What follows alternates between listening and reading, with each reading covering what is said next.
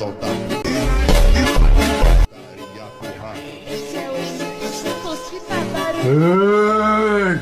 তুই পারমিশন ছাড়া আমার নাইট ড্রেস পরছস খোল।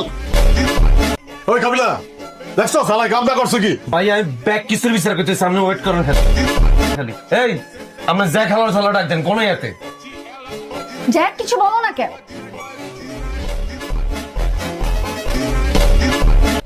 আজকার বার্থডে এলি একটা ওই হ্যালোইন পার্টি থ্রো করছি আমি।